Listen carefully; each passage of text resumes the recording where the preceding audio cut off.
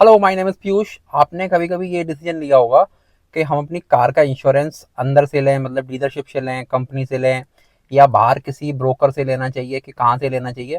तो इस बात में कभी कभी ये डिसाइड नहीं कर पाते हैं कि हमको इंश्योरेंस अंदर ब्रोकर से लेना चाहिए कि बाहर से लेना चाहिए या डीलरशिप से लेना चाहिए। तो मैं भी आपको ये प्रीफर करता हूँ कि आपको हमेशा इंश्योरेंस एक डीलरशिप से लेना चाहिए, ट्रस्टेड और ऑथोराइज्ड, क्योंकि आपको क्लेम लेने में आसानी होगी। तो कभी कभी ये उल्टा भी पड़ सकता है। अधिकतर लोग यही प्रीफर करते हैं कि हमको अपने जो भी इंश्योरेंस है वो आपकी जो भी आपकी डीलरशिप होगी या ऑथराइज डीलरशिप होगी वहां से ही लेना प्रीफर करते हैं। मैं भी यही प्रीफर करता हूँ, लेकिन कई बार ऐसा उल्टा हो जाता है। अगर आपने जरा सा भी ध्यान नहीं दिया, अगर डीलरशिप आपका इतना ठीक ठाक नहीं है और आपको इतना अच्छी तरीके से गाइड नहीं कर पा रहा है, तो वो कभी कभी आपके उल्टा पड़ जाता है। आपकी एक तो जेब पे मोटा खर्चा पड़ेगा, बाहर वही इंश्योरेंस आपको सस्ता पड़ेगा, लेकिन अंदर अगर आपने इंश्योरेंस ले लिया तो डबल तक प्राइस हो जाते हैं कभी कभार। और वो प्राइस तो छोड़ो, प्राइस तो इंसान एक बार दे भी देगा, बट कभी कभी क्या होता है, वो आपकी पूरी पूरी गाड़ी अगर आपको क्लेम लेनी हो ना, अगर आपकी गाड़ी भगवान ना करे आपकी गाड़ी टोटल लॉस हो गई ना, अगर उस इंश्योरेंस में एक भी कमी है तो आपकी इंश्योरेंस कंपनी है वो डिनाइड कर देगी कि सर हम आपको ये नहीं दे पाएंगे इंश्योरेंस क्लेम, और इस आपने इसमें पॉलिसी में ये प्रॉब्लम कर दी, ये कर दी। बट आपकी कोई गलती तो थी नहीं, गलती थी आपकी सेल्समैन की और एडवाइजर की। एक ऐसा ही सेम इंसिडेंट है, वो बताता हूँ मैं आपको कि एक व्यक्ति ने क्या किया कि अपनी BYD की, शायद मॉडल 3 था, पता नहीं, मॉडल तो मैं कंफर्म नहीं हूँ कौन सा था BYD का। बट उसने क्या किया, वो अपने होम टाउन मतलब गांव गया था अपनी BYD कार लेके। तो वहां अचानक फ्लड आ गया, मतलब पानी भर गया उनकी गलियों में, उनके जहाँ भी रोड वगैरह थी वहां पे टोटली पानी भर गया। पानी भरने के बाद उनकी गाड़ी थी वो उस पानी में डूब गई, मतलब उसके अंदर पानी आ गया और मतलब वो आधी से ज़्यादा गाड़ी डूब गई। तो बैटरी उनकी थी वो डैमेज हो गई। डैमेज हो गई तो उन्होंने वहाँ से अपने RSA को फ़ोन किया, RSA आया, गाड़ी ले गया उनकी। BYD से संपर्क किया तो BYD ने कहा सर ये हमारी अंडर वारंटी के अंदर नहीं आती है, ये जो आपकी बैटरी कंडीशन है ये हमारी अंडर वारंटी के नहीं आती है, क्योंकि इसमें डैमेज हुआ है, ये फिजिकल डैमेज हुआ है, तो आप अपने इंश्योरेंस कंपनी से क्लेम करिए, वो आपको इसका भरपाई देंगे। वो आदमी ने कहा चलो ठीक है, यहाँ से नहीं मिलेगा वहाँ से मिलेगा, कहीं ना कहीं से तो मिलेगा ही मुझे। तो इंसान निश्चिंत हो जाता है कि कोई ना कोई तो मेरा भरपाई करेगा ही नुकसान का। तो बट क्या किया उन्होंने, इंश्योरेंस वालों को फॉरवर्ड कर दिया केस। अब इंश्योरेंस कंपनी ने पूरा केस इन्वेस्टिगेशन किया, सारा कुछ क्लेम फाइल किया, सारा कुछ किया। लास्ट में एक कंक्लूजन निकाला, सर आपकी जो इंश्योरेंस पॉलिसी थी उसमें बैटरी कवरेज इंक्लूडेड ही नहीं है। अब बताइए क्या करें। तो अब जो वो इंसान था, उस बेचारे की क्या गलती है, उसने कम से कम 20-25 लाख की एक गाड़ी ली। गाड़ी लेने के बाद वो अपने गांव गया, गांव में अचानक वो जान पूछ के तो उसने कहीं बाढ़ लाई नहीं दी, या कोई नदी का जो पुल था वो तो तोड़ नहीं दिया, या कोई पानी का बांध छोड़ दिया हो। वो भाई नेचर कॉल थी, वहां आ गया तो उसका नुकसान हो गया। वैसे ये इंश्योरेंस के अंडर आना चाहिए, बट क्या हुआ, उसको इंश्योरेंस कंपनी ने डिनाइड कर दिया। यहाँ इंश्योरेंस कंपनी भी गलत नहीं है। अगर आप बैटरी कवरेज नहीं लेंगे तो इंश्योरेंस कंपनी आपको अपनी जेब से थोड़ी ना देगी भाई, कि आपने ये राइट ही नहीं लिया है, हमको प्रीमियम ही नहीं दिया है, तो हम कैसे आपको ये दे देंगे। तो इसमें क्या हुआ, गलती आपकी किसकी आई समझ में आई, गलती आई सिर्फ एक एडवाइजर की, और जो आपको इंश्योरेंस बेच रहा था सेल्समैन की, उसकी कम गलती आई कि उसने लालच में ये बोल दिया शुरू शुरू में सर इसमें सारा कवर है, ये है, उसने सस्ते के चक्कर में। क्योंकि इंसान क्या होता है, लास्ट में सस्ता मांगता है कि मुझको प्रीमियम यहाँ ज़्यादा मिल रहा है, वहाँ कम मिल रहा है, यहाँ ज़्यादा मिल रहा है। तो ऐसे करके लास्ट में जो एडवाइज़र होते हैं वो उसको कम दिखाने के चक्कर में कोई सा आपका एड ऑन्स काट देंगे, आपको इतना समझ में भी नहीं आएगा, और आपके लिए वो फ़ायदा दिखाई पड़ेगा, लेकिन वो कहीं ना कहीं आगे चल के आपके लिए मोटा खर्चा बैठेगा, या पूरी पूरी गाड़ी से भी आप हाथ धो बैठोगे।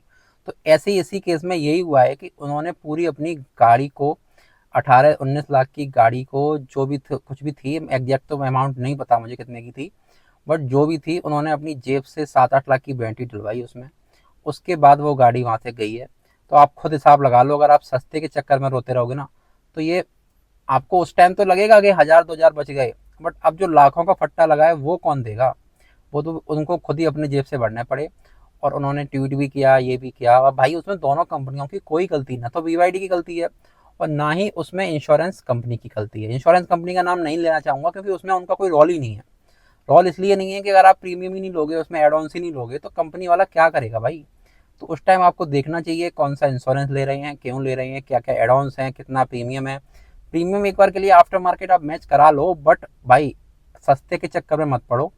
जो भी रेट है दे दो, लास्ट में आपके लिए ही फ़ायदा होंगे, भगवान ना करे कोई क्लेम लेना पड़ेगा ना, तो उस टाइम आपको याद आएगा हाँ मैंने उस टाइम सही लिया था। अब भाई मोरल ऑफ द स्टोरी ये है पूरी इसमें कि आपको इंश्योरेंस जो है वो अधिकतर कोशिश यही करो कि डीलरशिप के अंदर से ही लो।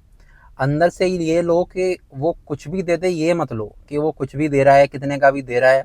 एक बार के लिए उसको जो कोटेशन है वो आफ्टर मार्केट आप रीचेक करवा लो और दोनों मैच करवा लो। थोड़ा बहुत होता है, मैं मान रहा हूँ अगर अंदर आपका 10,000 का है तो बाहर आपको 7,000 में आसानी से मिल जाएगा।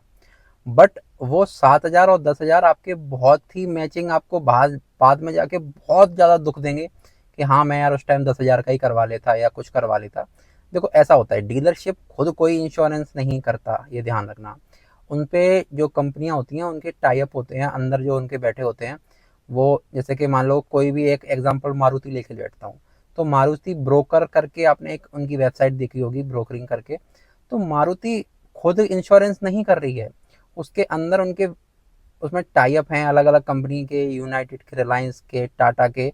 तो ऐसे करके वो मारुति को ब्रोकरिंग फीस देते हैं कि आप हमको इंश्योरेंस जो कस्टमर है वो दे रहे हैं, जो बीच में आपका ब्रोकरिंग चार्ज है वो आप ले रहे हो। सिर्फ मारुति उसमें से बीच में से ब्रोकरिंग चार्ज ले रही है, ना कि प्रीमियम। प्रीमियम जितना भी है वो सारा इंश्योरेंस कंपनी ले रही है।